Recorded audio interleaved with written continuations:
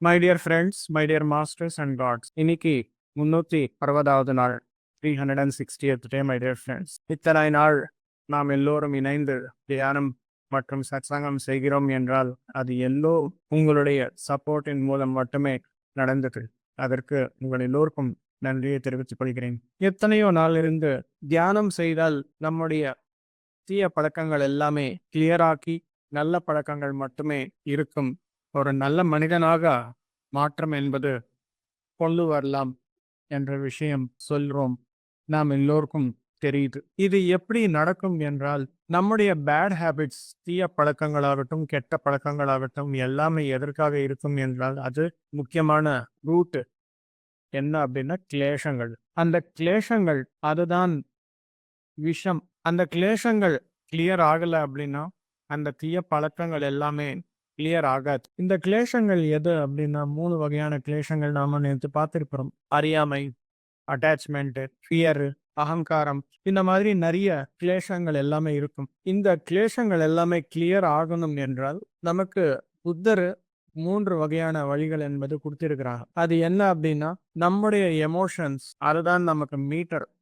கிளேஷங்கள் ஏதாவது ஒர்க் பண்ணி அது செயல்முறையில் கொண்டு வர்றதுக்கு இண்டிகேட்டர் எது அப்படின்னா எமோஷன்ஸ், சென்சேஷன்ஸ் அப்படின்றது வந்துடும். அந்த சென்சேஷன் வந்த உடனே நாம் என்ன செய்கிறோம், நமக்கு நம்முடைய மைண்ட் எப்படி ரெடியா இருக்கு அப்படின்னா, ஏதாவது ஒரு விஷயம் சொல்லி கொடுத்தா அதுவே கண்டினியூஸா ஃபாலோ ஆக்கி போயிட்டே இருக்கும். ரிப்பீட்டட் பேட்டர்ன் அப்படின்றது மைண்ட் ஈஸி ஃபாலோ பண்றது. அதுல மாஸ்டரி எங்க வந்திருக்கு அப்படின்னா, தீய பழக்கங்கள், நெகட்டிவ் எமோஷன்ஸ் ஜாஸ்தியா வரும்போது அதை பத்தியே யோசிக்க யோசிக்க யோசிக்க அதுவே நம்ம செய்கிறோம்.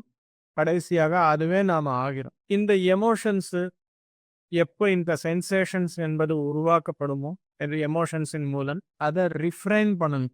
ரிஃப்ரைன் அப்படின்னா என்ன, இங்க ஸ்டாப் பண்ணும்.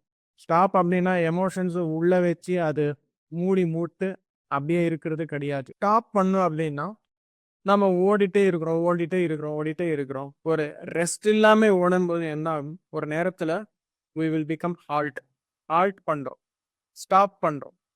ஸ்டாப் பண்ணும்போது என்ன பண்றோம், நம்முடைய உடல் ஓட மாட்டுது, நம்முடைய மைண்டு ஓடாது அப்படின்னா ஓடும், ஒரு விஷயத்தின் மீது ஓடாது, வேற ஏதோ ஒரு டைவர்ஷன், வேற விஷயத்தின் மீது ஓடும், ஆனா கண்டினியூஸா ஓடாது. அதுதான் ஹால்ட் அப்படின்னு சொல்றோம். ஒரு பஸ்ல போறோம், ஒரு இடத்துக்கு எங்கேயாச்சும் ஒரு 2 நாளோ 3 நாளோ கண்டினியூஸாக போகணும் அப்படின்னா நைட்டு இல்லை ஒரு நேரத்தில் என்ன பண்ணுறோம், பஸ்ஸு ஹால்ட் பண்ணி ஒரு இடத்துல நாம் எல்லோரும் போய் ஒரு பிரேக் எடுத்துக்கிறோம். அதுதான் ஹால்ட். ஸோ அதே போல் நம்முடைய பழக்கங்கள், தீய பழக்கங்கள் எல்லாமே ஏதாவது ஒரு செயலில் வரணும் அப்படின்னா அதுக்கு பின்னாடி ஒரு சென்சேஷன், ஒரு எமோஷனு எல்லாமே இருக்கு. அந்த எமோஷன் வந்த உடனே என்ன பண்ணும் அப்படின்னா யூ ஹாவ் டு ரிஃப்ரெயின் அப்படின்னா ஹால்ட் பண்ண என்ன நடக்கும் அப்படின்னா ஸ்லோ ஆயிடும். ஃபார் எக்ஸாம்பிள், ஒரு விஷயத்துல ஏதாவது பயம் வருது, ஒரு விஷயத்துல கோபம் வருது, நீங்க ஹால்ட் பண்ண உடனே என்ன ஆகும் அப்படின்னா அந்த கோபம் ஆகட்டும் அந்த பயம் ஆகட்டும் உள்ளே போகாது. You will become a witness of that emotion. அந்த விட்னஸ் ஆகும்போது என்ன ஆகும் அப்படின்னா நம்முடைய முழு அவேர்னஸ் அது மேல வரும். அதுதான் புத்தர் சொல்றாரு, பிரிங் யுவர் அவேர்னஸ். அது ஒண்ணு இருக்கு அப்படின்னு சொல்லி பார்க்கும்போது ஆட்டோமேட்டிக்கா அது கிளியர் ஆகும். எப்படி கிளியர் ஆகும், இது எதுக்காக வந்திருக்கு அப்படின்ற விஷயம் நமக்கு புரியுது. கிளியரா கேளுங்க. இங்க எமோஷன்ஸ் ஹால்ட் பண்றோம் அப்படின்னா எமோஷன்ஸ் உள்ளே வச்சு ஒரு மூடி போட்டு அதை அப்படியே உள்ள வச்சுக்கிறது கிடையாது. we are facing the emotions, we are facing the issue, we are trying to bring out the root cause of the issue. Issue என்றால் என்ன, இங்கே ஒரு கோபமாகட்டும், துன்பமாகட்டும், இல்ல ஒரு துக்கமாகட்டும், எதா இருந்தாலும் பரவாயில்லை, ரூட் காஸ் தெரிஞ்சு போயிடுச்சு அப்படின்னா திரும்பி அந்த எமோஷன் என்பது ட்ரிகர் ஆகாது. ஃபார் எக்ஸாம்பிள், ஒரு டயர்ட்னஸ் வந்துட்டு இருக்கு, தாங்க முடியாத டயர்ட்னஸ் இருக்கு அப்படின்னா அந்த டயர்ட்னஸ்ல வாய்க்கு என்ன வருதோ அதெல்லாம் பேச முடியும். எதுக்கான அவ்வளோ எமோஷன்ஸ் ட்ரிகர் ஆகுது.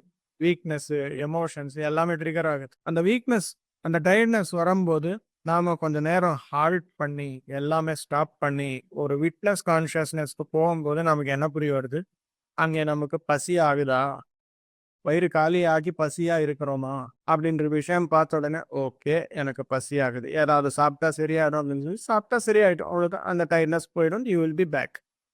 திரும்பி அந்த டயர்ட்னஸ் அப்படின்ற விஷயம், அதுக்கு ட்ரிகர் ஆகுற எமோஷன்ஸ் எல்லாமே நமக்கு வராது. அதை விட்டுட்டு நாம் என்ன நினைக்கிறோம், இந்த மனிதன் வாய்க்கு வர மாதிரி பேசுறாரு, இவங்களுக்கு ஏதோ ப்ராப்ளம் இருக்கு, அவனுக்கு எந்த ப்ராப்ளமும் இல்லை, பசியா இருக்கு, அதனால அந்த மாதிரி ஆகுது அவனுக்கு அப்படின்னு சொல்லி அவனு பாட்டுக்கு அவனே கவனிக்கணும். அதுதான் ரிஃப்ரைனிங் அப்படின்னு சொல்லி சொல்லியிருக்காங்க மை டியர் ஃப்ரெண்ட்ஸ் புத்தர். எங்கெங்க பார்க்கணும், நேரத்துக்கு ஒரு வாட்டி பார்க்க முடியாது. ஒரு 10 மணிக்கு ஒரு வாட்டி, 11 மணிக்கு ஒரு வாட்டி, மணி அடிக்கிற மாதிரி ஒரு வாட்டிக்கு ஒரு மாதிரி பார்க்க முடியாது. You should be always observing your emotions. எப்பவே அப்சர்வ் பண்ணிட்டே இருக்கணும் நம்முடைய எமோஷன்ஸ். எதுக்கு அப்படின்னா, நம்முடைய எமோஷன்ஸ் ட்ரிகர் ஆகிறதுக்கு முன்னாடி ஒரு சின்ன சென்சேஷன் வருது. அந்த சென்சேஷன் வந்த உடனே ஆட்டோமேட்டிக்கா நம்முடைய கவனம் அது மேல வச்சால் ரூட் காஸ் தெரிஞ்சு போயிடும். ஆட்டோமேட்டிக்கா அந்த பழக்கமே கிளியர் ஆயிடும். நம்முடைய தீய பழக்கங்களுக்கு, நம்முடைய சஃபரிங்குக்கு எல்லாமே கிளேஷங்கள் எப்படி ரூட் காஸோ, அந்த ரூட் காஸ் அனாலிசிஸ் பண்ணி அதை கிளியர் பண்றதுக்கு ஒரு வழி என்ன அப்படின்னா அவேர்னஸ். அந்த அவேர்னஸ் கொண்டு வர முயற்சி தான் இந்த எமோஷன்ஸ் ஸ்டாப் பண்ணி இருக்கபடியே பார்க்கணும். இருக்கபடியே பார்க்கக்கூடிய விஷயம் ஒரு சூழ்நிலை உங்களுக்கு இருக்கு அப்படின்னா, யூ ஆர் விட்னஸிங். உங்களுடைய எக்ஸ்பீரியன்ஸை நீங்க பாக்குறீங்க. ஒரு சூழ்நிலை வருது, அந்த சூழ்நிலை எப்படி ஹேண்டில் பண்ணணும் அப்படின்னு சொல்லி தெரியாது. அப்ப என்ன ஆகும், ஒரு பயம் வரும். அந்த பயத்துக்கு பின்னாடி நிறைய எமோஷன்ஸ் எல்லாமே இருக்கு. அப்ப என்ன பண்ணணும், ஆல்ட் பண்ணுங்க, ஸ்டாப் பண்ணுங்க எல்லாமே.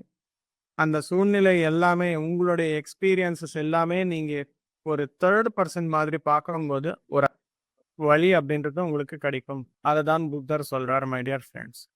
இந்த ஆழமான ஒரு விழிப்புணர்வு கொண்டு வரணும் அப்படின்னா அவ்வளோ ஈஸியாக வராது. அது தினமும் தியானம் செய்யும் போது மட்டுமே அந்த அளவுக்கு நொடியும் நமக்கு ஒரு விழிப்புணர்வு என்பது வருது. அதுதான் தியானத்துடைய அருமை. தினமும் தியானம் செய்யும் போது நம்முடைய தீய பழக்கங்கள் எல்லாமே, இந்த கிளேஷங்கள் எல்லாமே கிளியர் பண்ணி நமக்கு நல்ல பழக்கங்கள் மட்டுமே இருக்கும். இந்த கிளேஷங்களுடன் நாம வாழ்க்கை வாழும்போது என்ன ஆகும் அப்படின்னா, it will generate lot of negative karma. தீய பழக்கங்கள் எல்லாமே இருக்கும்போது என்ன மாதிரி கர்மா எல்லாமே நம்ம செய்யறோம், எல்லாமே நெகட்டிவ் கர்மா தான் செய்யறோம்.